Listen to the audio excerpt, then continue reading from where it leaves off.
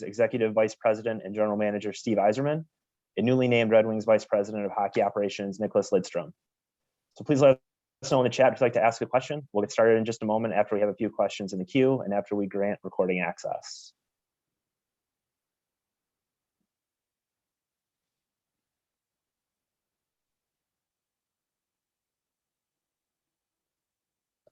All right, great. First question today will come from Brad Galley, WXYZ. I'd like to ask Nick and Steve both about the hire. Nick, a couple years ago when you were on your book tour, you talked about the possibility of getting back to the NHL. Why is now the right opportunity for you to join the Red Wings? And Steve, why was now the right time for you to bring Nick back into the organization? Nick, I'll start. Brad, first off, Nick and I, we had a chance to talk a little bit at the Hall of Fame induction in Toronto. And then when Nick returned to Sweden after that trip, we talked a little bit more about him getting back into hockey. And for myself, it was a great opportunity. With his career being a Red Wing his entire career, I thought it was very important for us. I thought it was a good thing for Nick if he wanted to get back in to come and join us.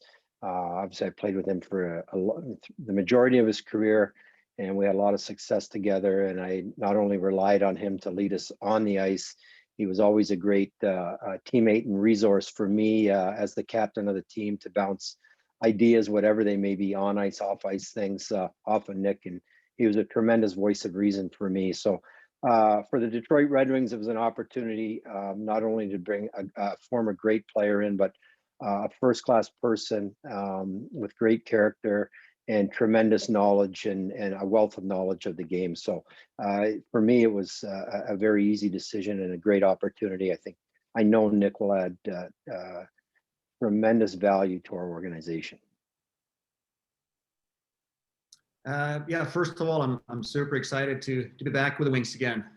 And Steve and I, like Steve mentioned here, we've had discussions over the last month and a half or so about me joining the team again. And it's been on my mind, to be quite honest, too, for a little bit of time. I wanted to get back and get involved with hockey again, and especially with the Wings. And when the opportunity presented itself, I thought it was good timing for me, for my family, to join the Wings again. So I'm really excited when I have this opportunity to join the team again, or the organization again, I should say. We can do the team thing too, if you want to talk about that. And next we'll go to Helene St. James, Detroit Free Press. Hi, Steve. What will Nick's duties be? Well, he'll be involved in all aspects of hockey operations. Whether it's our job ultimately is watching hockey, whether it's the Detroit Red Wings, the Grand Rapids Griffins, pro hockey in North America and Europe, amateur hockey. I'd like Nick. We've talked about it, and I'd like him to be involved in every aspect of it. He can be a resource not only for myself, for Sean Horkoff, Danny Cleary, Nick Cronwell, who will oversee our player development, for our coaching staff here in Detroit, for our coaching staff in the American League, can be a resource in all aspects to provide his insight, his opinions, just from watching, from viewing and getting to know our organization, but also knowing players all around the world. So yeah, again, he'll be involved in all aspects of me doing my job of being in charge of running the Detroit Red Wings. He'll still be based in Sweden. Correct. Yes, Nick will live in Sweden, and he'll organize his schedule as he sees fit. He'll have all the critical dates and important goings on, and really get an opportunity to decide for himself where he feels most comfortable and what he wants to do. But again, we encourage him and have asked him to get involved in every aspect of it. And typical of Nicklas, he's very humble. He's going to quietly go about his business and do his job. And one thing I do know after being around him and playing with him for such a long time, he knows the game. He knows hockey players, and for all of us in the organization to be able to pick his brain, to ask his opinion, and get his viewpoint on whatever it is we're doing, it's a tremendous resource for us. So do you add the perfect vice president to his title, or? That remains to be seen. He had to earn the other one. He just wasn't given it as the perfect human being. Now he's got to earn that one. I'm sure he Nicklas, will. Nicklas, what have you thought of the team? I know you were in Detroit earlier in the season. What have you thought of the team as a whole, and maybe specifically Lucas Raymond and Moritz Seider? Well, I've seen progress throughout the season so far. Looking back to a different season last year, but I've seen progress in this year's team. I watched not every game, but bits and pieces of games, and I've seen the improvement in all aspects of whether it's goaltending or defense or the forwards. I think we've seen progress, and that goes to the new guys, the two rookies that you mentioned, and Lucas Raymond and Moritz Seider. They've added right away. They stepped in and played well for the team, and I think that shows that the team and we're on the right track. We're doing things to get better, and those young players will help us. And okay, last question. How soon do you get Holmstrom on board? Homer, I think we'll leave aside to start with anyways. Well, it might Thanks a be lot. the easiest that way. Thank you. Next, we're going to answer Khan. I'm live. Yeah, hi, Nick. Just you obviously had tremendous success with the Wings over your 20 years. And how much pride would you take in helping, having a part in restoring the franchise to prominence? I think we all want to see the team and the organization make progress and become better and start making the playoffs again. So I think that's a goal for everyone. And if I can be a small piece of helping out in different areas, or whether it's in amateur scouting or watching the prospects that we have here in Europe and overseas in the US and Canada as well, but just help in and chip in to help out to make this team better again. Is there any one particular aspect of your job that you're looking forward to the most? Looking at scouting prospects, player development, anything in particular? I think just getting involved again, and being here in Sweden, I'm going to be following the European prospects a little bit closer than the North American ones. But I'm looking forward to seeing the development in players like Simon Edmondson or Albert Johansson, players that we have drafted that are playing in the Swedish elite league here, SHL, and see them make progress. But at the same time, I want to see the team, the Red Wings, make progress as well. So I'm looking forward to a lot of different aspects of this game. And just your thoughts on just the importance, the growing importance of the draft. I know, obviously back in the day, the Wings would make huge splashes in free agency and trades, but now how important it is to draft and develop players. Just your thoughts in that area. I think it's very important. Looking at how hard it is to sign free agents with a salary cap, finding players and developing players is key. Looking at the team we have on the ice right now, we have two young players that stepped in and made the contributions right away, and that's what you want. It's not going to happen to all the draft picks that the team select, but hopefully you'll find the odd player that's ready to step in right away. But development is so big. Such a big key for team success, even looking at other teams as well. Development is such a big part of it now. Thanks, Nick. Thank you. Next, we'll go to Max Boltman, The Athletic. Hi, Nick. I believe you did a little bit of scouting for the franchise a while back. I'm just curious what you took away and learned from that experience. I think it's hard to watch 17-year-olds and to find and see what they're going to be in a couple of years or down the road, 10 years from when they're drafted or looked upon. And that's the hard part. I think you can see the high talent, but if you can find the gems that are in the rounds maybe 5 through 7, where it's not as easy to select players that you hopefully will and one day will make it to the NHL. So it's hard to find talent where there's so many players, so many good players around. And then how closely have you been around or watched, or I don't know, maybe even spoken to some of those prospects that are over in Sweden? I know you mentioned Edvinsson and Johansson, but all those guys over there.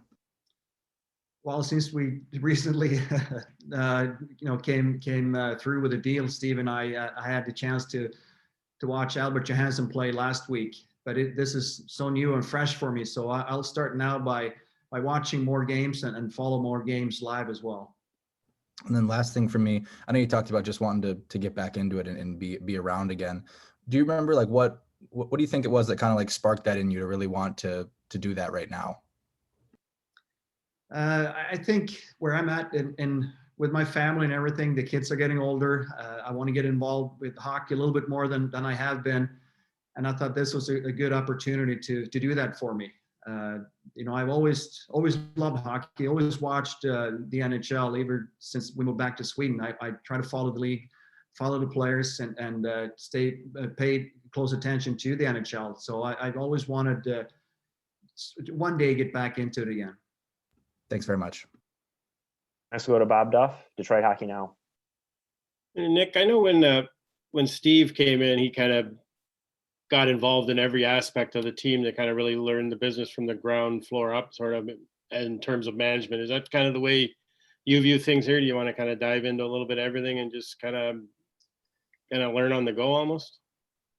Yeah, I just kind of want to get my feet wet here and get to know the organization a little bit more. Then we'll see where that leads me. It's hard to predict now where there's always going to end up, but I wanted to get involved and getting to know the organization, just not from the outside, but get on the inside and you know, we get more knowledge of how everything works. I'm really excited to get this opportunity to do that.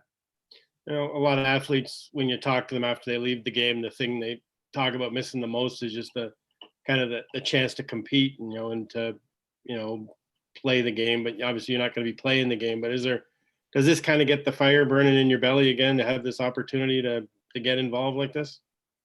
Well, maybe not the same way and when you're used to when you were playing, but at least you're part of it. You're not going to be on the ice where you can make a big impact right away. Now you're more watching from the sky, watching from above, but you can have a little bit impact of hopefully developing this team into a contender again. So that's fire, I think, still is in all of us that's been part of hockey. Thanks a lot, Nick. Let's go to Ted Colfin, Detroit News. Hey, Steve, are you at all surprised that there's so many people off that 2002 Hall of Fame team that are in prominent management positions and whatnot? I mean, obviously a lot of strong personalities on that roster, a lot of guys who knew the game.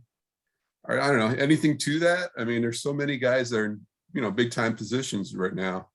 Yeah, I don't think I'm really surprised. The majority of that group are really into hockey, like a passion for the game, watching it, being around it. And that shows in them wanting to continue on. There's, you know, a lot of great players when they retire, a lot of hockey players, once they're done, they just want to go on and do something else, have other interests. But with this particular group, you know, with, you know, Nick being on board, just the thing within our own organization, having you know, Beaker involved, Sean Horkoff, Chris Draper, amateur scouting. One, they love the challenge. The wins and the losses matter. Two, they're very competitive and they want to you know, be involved. They love the game, and a lot of being in management and coaching. It's not real glamorous. I mean, you all live it in traveling on airplanes and going around, and you really got to love the game to be involved with it. And that group of guys, no, I'm not really surprised, because, you know, majority of them really into hockey and love being a part of it. Sounds good. Hey, Nick, so the timing was just right at this point in your, you know, at this point in your life to do this? Yeah, I felt it was the right time for me to get involved again. You know, my kids are getting older. I got one living at home, but you know, pretty soon he'll be out of the house as well. So I thought this was the right time for me to kind of the next challenge for me to do something different. And I always kept an eye on hockey, like I said earlier, and this was a great opportunity for me to do that. Sounds good. Welcome back. Thanks. Thank you. Next, go to Art Regner, DetroitRedWings.com. Hi, Steve. Hi, Nick. I actually have a question for Nick and a question for Steve. Steve, I guess I'll start with you. How important is it for you specifically with the Red Wings to surround yourself with people that not only know the game and understand the game and have an eye for talent, but actually understand the Red Wing way of life, for lack of a better term, how to do it like the Detroit way? Well, I think it's number one. Like I try to hire really good people. I try to hire the best possible hockey minds who have a great work ethic and a real passion for doing the job. The Red Wing way. There's books about every team. I read about the Barcelona way, the Real Madrid way, the Patriots way, and whatnot. Ultimately, we're just trying to find good hockey players. And if you surround yourself with people who really work hard and who are intelligent, you're for the most part, you're going to make good decisions. What I do like is, again, not only with Nicklas, but Chris Draper, Kirk Maltby, all the guys that are here, they have a tremendous work ethic. They have a passion for the game, and they've had a lot of success. And hey, we've all had a lot of disappointments as well. So all that experience, I think, helps us in making the decisions as we move along. Nick, I'm wondering if you're going to at all be out on the ice. When you look at the current Red Wing prospect pool, with guys that are here already, as far as young defensemen, Lidstrom, obviously Seider, Hronek, and then Edvinsson most likely coming here next year. But there seems to be a wealth of riches, at least prospect-wise, on the blue line. Will you actually do any on-ice coaching? Will we see you out on the ice, perhaps, giving some pointers to these guys, or is it strictly going to be more, off ice, what you're going to end up doing?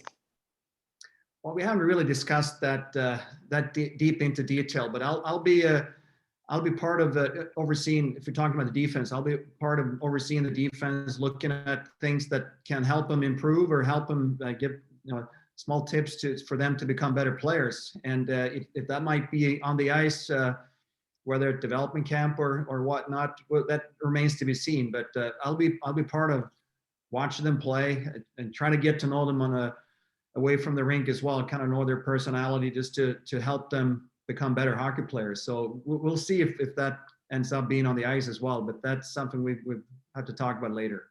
Are you on the ice much these days, or have you stayed off the ice? In the last year, I haven't been on the ice a whole lot. Played a few charity games here and there, but nothing more than that. And quickly, have you seen Edvinsson play? Can you give us a brief scouting report on him? Because we're just hearing so many good things about him. I actually saw him play last season. He played in my hometown, Västerås, for a good 2 months. He was loaned from Frölunda, where he plays now, to my city, to the team here where I live. And I saw him play as a 17-year-old. He was a good skater. He was a long, lanky kid, but you saw the skill that he had, whether it's skating the puck up the ice. And he was playing against men. He was 17 years old and playing against men, and he could handle himself. This season, I've seen him play, taking strides, big strides, to become more of a comfortable player playing against men, but his ice time has increased. He can skate the puck up the ice all by himself. He plays a lot harder in his own zone. So I've seen improvements from him in 1 year. And a lot of things happen when you're 17, 18-year-old. A lot of things is going to develop even more and even better. But I've seen some big steps just from 1 year to another. Great. Welcome back, Nick. Thank you. And thank you, Steve. Appreciate it. No problem, Art. Thanks, Art. Next, we'll go to Nick Katsanika, NHL.com. Hey, Nick, good to see you. I don't know if you can answer this, but I'm just curious if you have any long-term ambitions. Like, I think when Steve, first started out in management, he was learning a lot. A lot of us couldn't have never seen him go anywhere else, but obviously he goes to Tampa, has great success with Team Canada, and comes back to Detroit. I mean, could you see yourself? Are you wondering that? Could you be a GM in the NHL or elsewhere? Is that something you're thinking about long-term? To be honest, Nick, I haven't thought that long-term at all. Now it's just a matter of me getting involved again, getting to know the organization and getting my feet wet and kind of learning as we go here. So I haven't even thought about or even considered, down the road, what's going to happen down the road. I'm just happy that I have a step with the Wings again and being involved again. So so I'm just going to take it from there. So I haven't really given myself any thoughts any further than that. Sounds good. Thanks. Good to see you. Thanks, Nick. Next, we'll go to Elliot Friedman, Sportsnet. Steve, this one's more of a general question for you. Your team has really taken a step forward this year, and I just wonder if it has changed your timeline at all for where you think they're going, or just accelerated the plan you have for rebuilding the Red Wings. Thank you. Elliot, no, nothing's really changed. To be honest with you, I don't really have a timeline. We're just trying to improve each year. We're trying to use a draft and hopefully draft well, and definitely use the draft to increase our prospect pool. And we don't have it's too unpredictable to tell when some of these players are going to be ready, whether it's year 1 or year 2 or 3 years from the draft, even 5 years later. So no, things haven't changed. We're pleased with some progress that we've made this season. We have moved not only Lucas Raymond or Moritz Seider, but Michael Rasmussen's playing a bigger role. Joe Veleno is starting to play and get an increased role. Philip Zadina, Philip Hronek, we're moving more young players into our lineup, and we're going to continue with that plan for the time being. So it really,